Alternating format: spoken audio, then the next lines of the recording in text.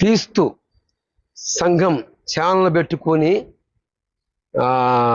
ఒక వ్యక్తి అతడు స్పష్టంగా దేవుని యొక్క రక్తములో కడగబడిన వ్యక్తి అంటే కాదనిపిస్తుంది. ఎందుకు అంటే క్రీస్తు యేసు రక్తములో కడగబడిన వ్యక్తి మీదకి లోక సంబంధులైతే అది వేరు, కానీ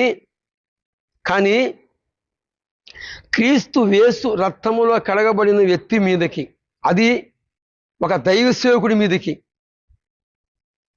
దురాత్మలు వస్తాయా? వచ్చినా అవి జయిస్తాయా? ఒక ప్రయోగ తంతు జరిగితే ఆ ప్రయోగ తంతు చేస్తే యేసు ప్రభు రక్తములో కడగబడిన వ్యక్తి మీద నెరవేరుతుందా?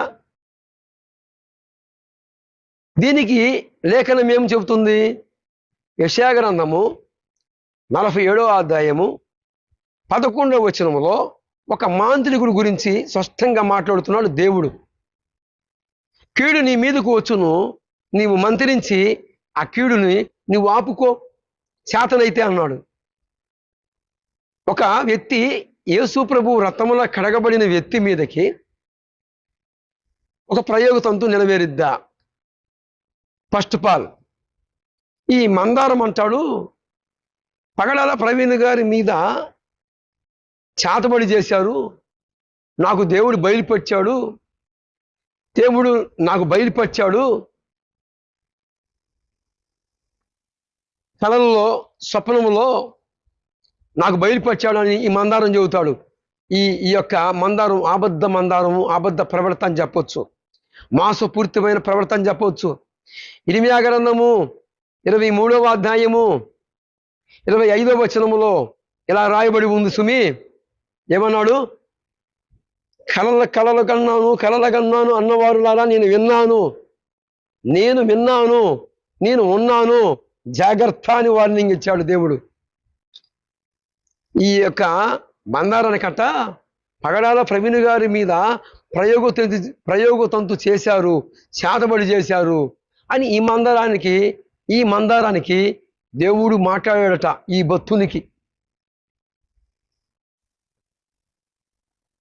అంటాడు, పగడాల ప్రవీణ్ గారి మీద కంట చేతబడి ప్రయోగ తంతు నెరవేరిందట. దురాత్మను బట్టి పగడాల ప్రవీణ్ గారిని తీసుకెళ్ళి ఏం చేశాయి? ఎక్కడ ఏమి జరగకుండా, మోటార్ సైకిల్కి ఏం జరగకుండా అలా లేపి ఇలాగ పెట్టాయట. ఇది ఎవరని చెప్పవచ్చు అంటే, ఈ మందారము ఎవరితో పోల్చవచ్చు అంటే, అపొస్తలుల కార్యములు 6వ అధ్యాయము 13వ వచనములో ఈ మందారం లాంటి వారు ఉన్నారు. ఏంటంటే అబద్ధ సాక్షులు ఉన్నారు అక్కడ. ఈ మందారం కూడా వారితో పోల్చవచ్చు, తప్పు లేదు. ఎందుకు నేను ఈ మందారాన్ని ఇంతగా నేను మాట్లాడాల్సి వస్తుంది అంటే, సత్య సంబంధులు ఎవరు కూడా నీ మాటలు విన్న వారందరూ కూడా చూస్తూ ఉండరు. మతోన్మాదులనే వదిలిపెడుతులేదు, నిన్ను విడిచిపెడతామా? మందారం పగడాల ప్రవీణ్ గారికి చేతబడి చేశారా? దురాత్మలు తీసుకెళ్ళి ఆయన చంపాయా? ఆ మోటార్ సైకిల్ అలా లేసి ఇలాగ పెట్టాయా? మరి పెదాలకి డ్యామేజీ కూడా లేకుండా చేయాలి కదా. బ్లడ్ ఎందుకు ఉంది?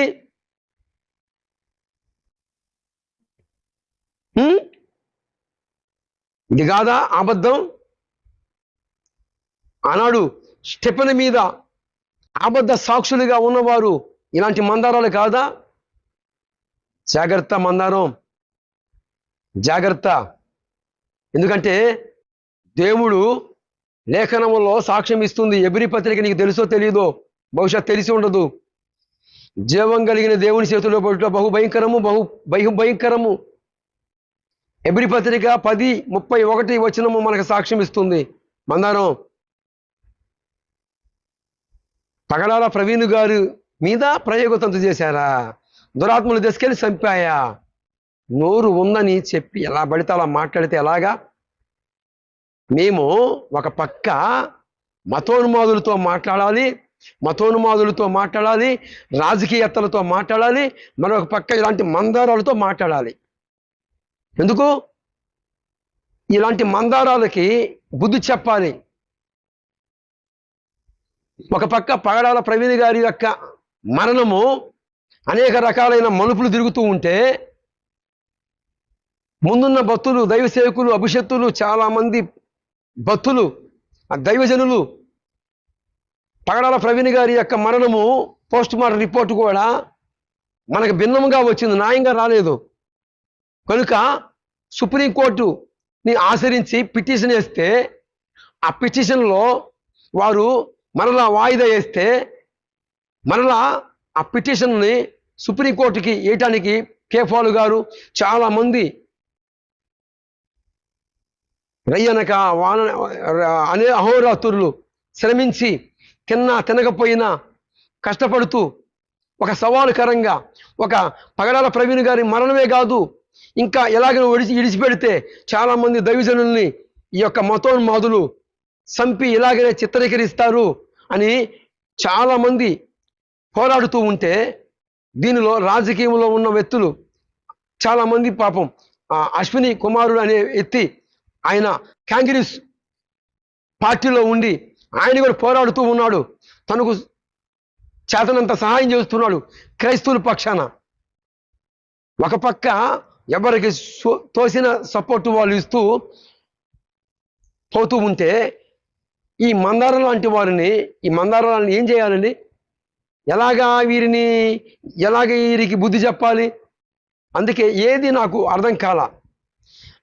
పగడాల ప్రవీణ్ గారికి దురాత్మలు పట్టాయని ఎప్పుడైతే ఈ వీడియో చూశానో, విన్నానో, ఆ క్షణమే ఈ మందారానికి బుద్ధి చెప్పాలని నేను కంకణం కట్టుకొని, ఒక పక్క మతోమాదులతో కౌంటర్లో మాట్లాడాలి, మరొక పక్క ఇలాంటి మందారాలకు బుద్ధి చెప్పాలి.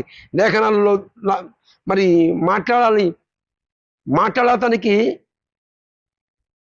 ఈ ఎట్టబడితే అట్ట మాట్లాడడానికి మందారం లాంటి మైండ్ కాదు కదా. క్రీస్తు యేసు రక్తము చేత విలువ పెట్టి కొనబడాము. పగడాల ప్రవీణ్ గారు కూడా యేసు ప్రభు రక్తముల విలువ పెట్టి కొనబడ్డాడు. అలాంటి వ్యక్తి మీదకి దురాత్మలు దాడి చేస్తాయా? మరి ఏబు గ్రంథము 1వ అధ్యాయంలో ఫిర్యాదు చేయబోయాడుగా, ఏబు మీద ఫిర్యాదు చేశాడుగా, ఏబుకి వేసిన 3 అంచెల కంచె తీసేయమన్నాడుగా. ఏమండి, లోకస్తులకి ఉంది, మనకి ఉంది. ఈ మందారానికి తెలియదు ఈ సంగతి. చూడండి ఏం చెబుతున్నాడు తెలుసా? ఈ మందారం ఏం చెబుతున్నాడు తెలుసా? పగడాల ప్రవీణ్ గారి కట్ట చాతబడి చేశారట ఈ మందారం చెబుతున్నాడు. చూడండి, వినండి ఆ మాటలు. అప్పుడు ఏమంటారో మీరే నా కామెంట్ రూపంలో తెలియజేయండి. ప్రభువారు ఇలాంటి మందారాలకి మనోన్నతలు వెలిగించును గాక. ఆమేన్. వ్యక్తిగతం, ఇంక నేను అన్నీ చెప్పాల్సిన అవసరం లేదు. నాకు దేవుడు బయలుపరిచినటువంటి విషయం ఏంటంటే, ఇది హత్యే, కానీ సెల్ఫ్ యాక్సిడెంట్, హత్యతో కూడిన సెల్ఫ్ యాక్సిడెంట్.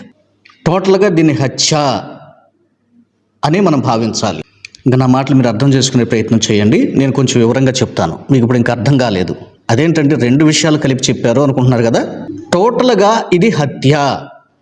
అయితే తనకు తానుగానే డ్రింక్ చేసి మత్తులోకి వెళ్ళి తన ప్రాణం తానే తీసుకునేటట్లుగా దురాత్మల చేత ఆయన నడిపించబడి చంపబడ్డాడు. ఎవరో ఆయన అక్కడ చంపేశారు అన్నది కాదండి. నిజం చెప్పాలంటే బైక్ని చంపినటువంటి వాళ్ళు బైక్ని అట్లా అసలు పడుకోబెట్టాల్సిన అవసరం ఏంటండి? వాళ్ళకి జ్ఞానం ఉండదా? ఆలోచన ఉండదా? యాక్సిడెంట్ అయితే అరే ఇట్లా పడుకోబెడితే రేపు ఇది మన మీదకే కేసు వస్తుంది, పడుకోబెట్టడం తప్పు. యాక్సిడెంట్ అయినప్పుడు మనిషిని అటు ఇసురుతారు, ఇటు ఇసురేసి వెళ్ళిపోవాలి హడావిడిగా. ఎట్లా పడుకోబెడతారండి? దయ్యముల శక్తి చేత దయ్యముల సమూహము ఈ పని చేశాయి. దయ్యములు అందుకనే వెహికల్స్కి కూడా ఎలాంటి వెహికల్కి ఎలాంటి దెబ్బ తగలకుండా సెల్ఫ్ యాక్సిడెంట్ లాగా దయ్యములు ఆయన మత్తులో ముంచేసి ఆయన ఆలోచన జ్ఞానము లేకుండా చేసేసి, ఒక మాటలో చెప్పాలంటే మీలో కొంతమంది నమ్మకపోవచ్చు, చేతబడులు చేస్తారు అంటారు చూసారా, అట్లా ఆయన మీద దయ్యోగలను ప్రయోగించారు. జాగ్రత్తగా వినండి. అవి ఆయన మీద ప్రయోగం చేయబడింది కనుక ఆ ప్రయోగానికి గురైనటువంటి వ్యక్తి మానసికంగా సరైనటువంటి ఆలోచన లేకుండా దయ్యములు అతన్ని ఈడ్చుకొని పోతే, ఏమండి ఇది నిజమా? వాక్యానుసారం అంటే వాక్యానుసారమే. దయ్యములు సమూహము సేనాని సమాధుల్లోకి ఈడ్చుకుపోయాయంట. సంఖ్యలు వేస్తే తుత్తినీలుగా తెంచేసేవాడంట. అతన్ని మనుషుల మధ్య లేకుండా ఈడ్చుకుపోయాయి, తీసుకుపోయాయి అని బైబిల్లో ఉంది. కావాలంటే చదవండి, మార్కు సువార్తలో 5వ అధ్యాయంలో. ఆ ప్రయోగానికి గురైనటువంటి ప్రవీణ్ గారు, ఏమండి ఇదే విషయాన్ని మరొక సోదరు కూడా నాకు వచ్చి రీసెంట్గా చెప్పడం జరిగిందండి. డూపును ఉపయోగిస్తే ఎంతవరకు ఉపయోగిస్తారండి? నేను చెప్పే మాటలో సత్యం చెప్తున్నాను, వ్యతిరేక్తంగా కాదు, అనుకూలంగా కాదు, నాకు తెలిసినంతలో నిజం చెప్పే ప్రయత్నం చేస్తున్నా. డూపుని ఎంతవరకు పెడతారండి? మద్యం షాప్కి వెళ్ళి మద్యం కొనడానికి డూప్ ఉపయోగించవచ్చు. జర్నీ చేస్తున్నట్లుగా డూప్ను ఉపయోగించవచ్చు. అదే డూప్ క్యారెక్టర్కి ఆ పాత్రలో, బాబు నువ్వు మూడు నాలుగు చోట్ల బళ్ళ కింద పడాలరా అంటే ఏ డూపు ఒప్పుకోడు. కాబట్టి ఇది డూప్ అనేది కానే కాదు, గుర్తుంచుకోండి. రెండోది, ఆయన పర్సనాలిటీకి ఆయన హెల్మెట్ పెట్టుకున్న, మాస్క్ ధరించున్న ఖచ్చితంగా మ్యాచ్ అవుతున్నాయి. తర్వాత ఏదో మార్పింగ్ చేసి ఆయన ఫేస్ మార్చి మీసాలు ఉన్నట్టుగా సన్నటి ఫేస్ కట్టున్నట్టుగా పెట్టారు, అది మార్పింగ్ చేసిందే. వీటిని చూసి ప్రజలు పాపం, అయ్యో ఆయన దాంట్లో ఉంది, ఆయన కాదు, ఇగో చూడండి ముఖం వేరే ముఖం కనపడుతుందంటూ అమాయకులైన క్రైస్తవులు పాపం చాలా మనోవేదనకు గురయ్యారు. సందులో సడేమియా అన్నట్టుగా దీన్ని పబ్లిసిటీ కోసం, వ్యూస్ పెంచుకోవటం కోసం, సబ్స్క్రైబర్స్ని పెంచుకోవటం కోసం గుంటకాడ నక్కల్లాగా కొంతమంది ఆయన మరణాన్ని ఏదో సానుభూతి చూపుతున్నట్లుగా, ఆయనంటే తెగ ప్రేమ కారిపోతున్నట్లుగా, పరిచయం లేని వాళ్ళు కూడా, ఆయన తిట్టిన వాళ్ళు కూడా మెహర్బాని కనపరిచారు.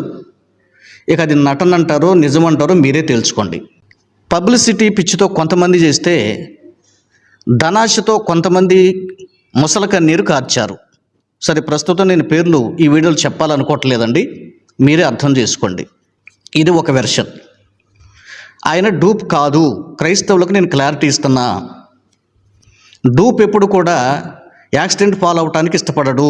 ఎక్కడో ఒక చోట చిన్న పొరపాటు జరిగితే వాడి ప్రాణాలే పోతాయి. అది ఎక్కడైనా ఒక్క చోట పడటమా? కాదు. విజయవాడకి ఆవలా జరిగింది, విజయవాడకి ఈవలా జరిగింది కనుక అది డూప్ అనడానికి అసలు అవకాశం లేదు. అప్పుడే ఒక నిర్ణయానికి రాబాకండి. జాన్బాబు గారు ఏదో పక్షపాతంతో మాట్లాడుతున్నారు అని అప్పుడే మీ హృదయంలో సైతాను ఒక ఆలోచన పుట్టిస్తాడు, దాన్ని తుంచేయండి. పూర్తి వీడియో వింటేనే మీకు విషయాలు అర్థమవుతాయి. నేను ముందే చెప్పాను, క్రీస్తు సముఖంలో నుండి నేను నాకు తెలిసినంతలో సత్యాన్ని మాట్లాడుతున్నాను. మీరు ఖచ్చితంగా విని తీరాలి, దీన్ని నమ్మి తీరాలి. 100% మీరు నమ్మి తీరాలి. ఒక్క అబద్ధపు మాట కూడా నేను చెప్పను. డూపును ఉపయోగించారు అన్నది శుద్ధ తప్పు.